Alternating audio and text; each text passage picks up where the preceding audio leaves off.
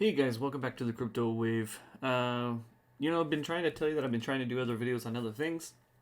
Well, we already talked about BRC20. I'll be doing more videos on that.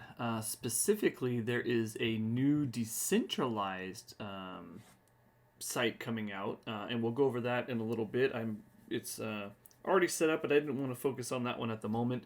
For all you that saw my last video on BRC20s, I am definitely not over it. It is definitely not going anywhere. We were talking the first tokenization layered on top of Bitcoin. I think it has potential to be huge, and I still think we're going to have a nice BRC20 summer. And there is a new site out there. It's called Alex Lab that's going to be doing a decentralized. In fact, it looks like this here, Alex B20. It is a decentralized version to exchange different BRC20s. There's only a couple of them labeled on here at the moment. But we'll do that on another video. What I want to talk about on this particular video is the Pulse Chain. So if you guys haven't been paying attention, Pulse Chain has launched. Now, Pulse Chain was something that, from the mind of Richard Hart, he's the one who brought Hex initially, and then he brought a couple other things over on the Ethereum side. And he's been promising this Pulse Chain for a multitude of years.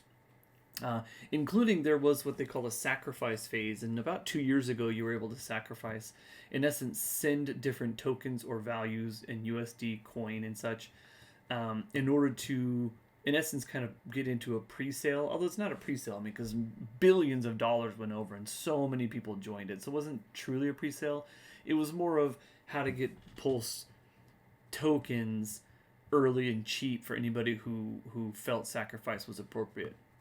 At any rate, if you go over to pulsechain.com, once you go into pulsechain.com, it'll let you add PulseChain to your MetaMask. Once you do that, you will be rocking and rolling. This is the information here. There's, for developers, PulseChain goals. You can kind of go into this. In reality, the goal of it was take ETH, copy it exactly, but make it better. That's kind of his goal. Now, how is that different from Arbitrum? How is that different from Matic? How is that different from Phantom? Well, all of them in essence try to do the same thing. So in reality, those chains technically are pretty successful. It is going to be dependent on who's going to get the lion's share, and whoever gets the lion's share is going to get whoever develops on it, and whoever develops on it and goes cheaper or has the best tokenomics. Now, in this particular thing, that's what I want to talk about. So the tokenomics of Pulse Chain, in reality, if you come over, I think it's over here. Let's refresh this. So Pulse Chain is designed to burn. Here we go. So there is a plsburn.com, and what this does is it in essence tells you what is, Pulse Chain is fairly new, so there's not a whole lot on there, but one of the ones that's on there is the actual Pulse token. So it's currently estimated at 33 billion. We don't really know how accurate that is, simply because there's not a stablecoin linked to it yet. Although they did just announce that OKX, the centralized exchange, is going to be listing PLS. In order to do that, they are going to have to pair it up, and it is going to have to start getting some stability in regards to a actual dollar value.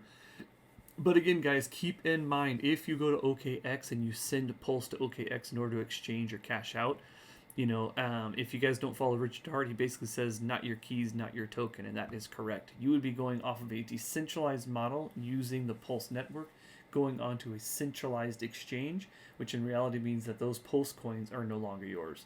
Now, with that being said, I think a vast majority of people do use centralized exchanges in order to on-ramp and off-ramp on particular chains, only because there's not a really good model otherwise at this point, but just keep that in mind.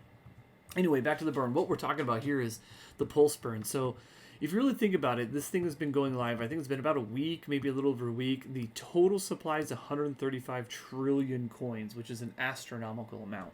However, with that being said, it burns on every transaction. So there's already been 1.46 billion Pulse burned. And not only is it burned, but it is removed from circulation.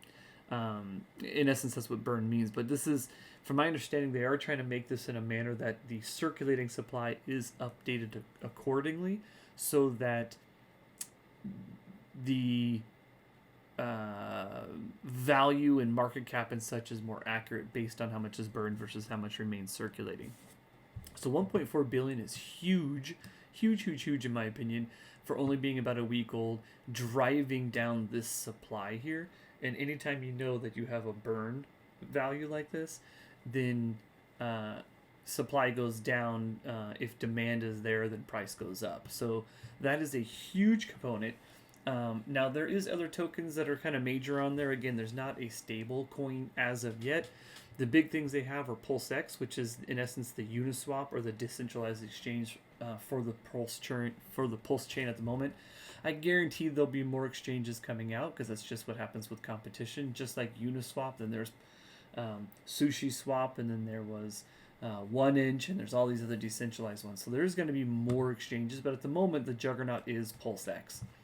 Now PulseX also has a very unique burning mechanism as well. So this one is 143 trillion. It's already burned 54 billion, which is a huge amount. And once again, if you have PulseX, and this does turn out to be the major exchange, which I think it's going to be, it's got first mover advantage on a brand new token, and they in essence have been endorsed by Richard Heart already. So that's kind of all it needs to be successful, so long as they don't F something up.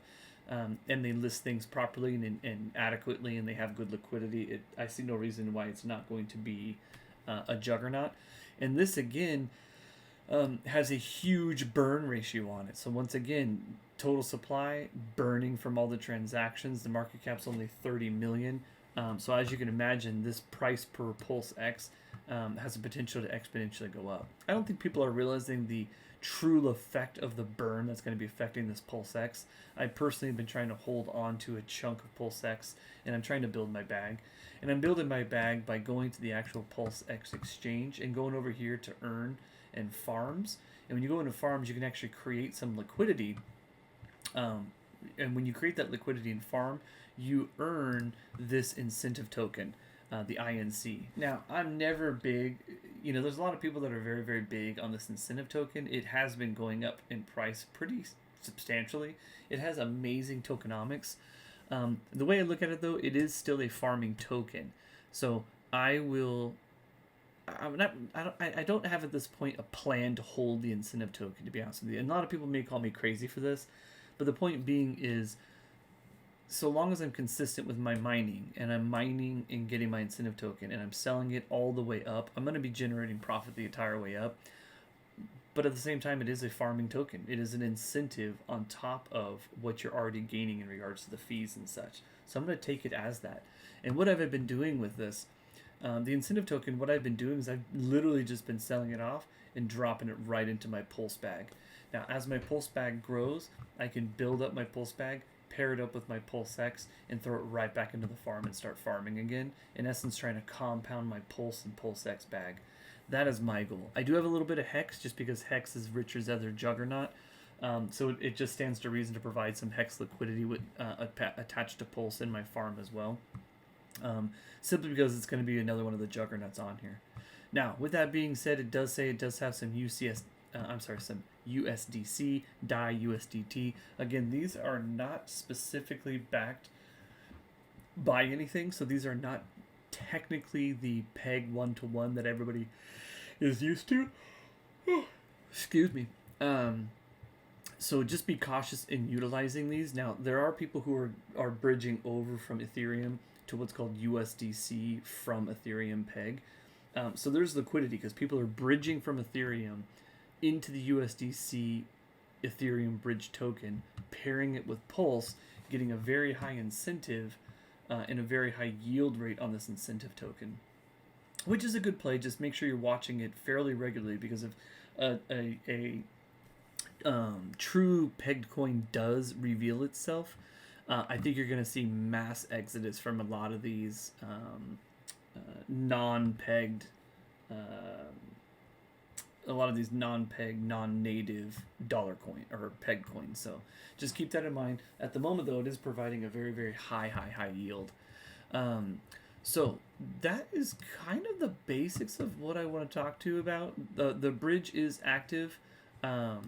If you come over here, it's bridge.pulsechange.com. At the moment, you can bridge over from Ethereum, and these are all the different tokens that you can do. It was pretty congested, but it's actually been catching up pretty. It's been catching up to the point where I don't think. Let's see. Do live volume transactions delayed? Developers are improving. Last I saw, I think it was like 96% clear of what was backed up on the bridge and everything. So. So with that being said, what are some of the things that are popping out? So at the moment, the vast majority of stuff that's on the Pulse chain, be very, very cautious getting into, simply because there are a lot of meme tokens. And keep in mind, these are still decentralized projects. Any, Tom, Dick, and Harry can create some sort of a meme token, throw it out there with a little bit of liquidity, and pump the crap out of it, only to rug on you. And I've already had some colleagues of mine and some friends have already jumped into some things and made good profits, but there's others who have jumped into some things and has actually lost because the platform rugged. So with that being said, vet who you have, just like you would do on on Binance Chain, just like you do on Ethereum. You worked hard for this income, you worked hard for these tokens. Don't just throw them at some willy-nilly project. Throw it at something that's going to be reliable, behind people you trust, behind whether it be YouTubers like me or other people that you follow on Twitter or whatever the case is. Go into ones that have at least some sort of vetting for the team behind it and has some sort of sustainable or at least long-term goal with building plans. I've already heard of a couple. There's one that's kind of in the works that I'm just waiting to get a little bit more clarification on. That's almost like a reflective token with staking tokenomics and such. I'm waiting to hear a little bit more information on it. Once I have the information, I'm going to release it to you guys. I just don't want to give you guys names or information on something that I personally am not going to go into myself. But if I am going to go into it, I will definitely send it your guys' way because, again, as you guys know, I'm big on this channel. I am very, very patient. I believe in projects that have great backing, and I'm willing to wait the weeks or months, in some cases, like Pulse Chain, years, in order to reap that benefit, knowing that it's going to be a solid project going forward. And then when you reap that benefit, it's going to be, I'm trying to put into things that are going to be daily income to me that just to compound my position. So that's about all I'm going to talk about for the moment. If you guys have not gotten over to PulseX, definitely do so. Bridge over what you can. There is a Pulse faucets being talked about in the Pulse chats. From my understanding, none of them are official Pulse faucets. So connect at your own risk.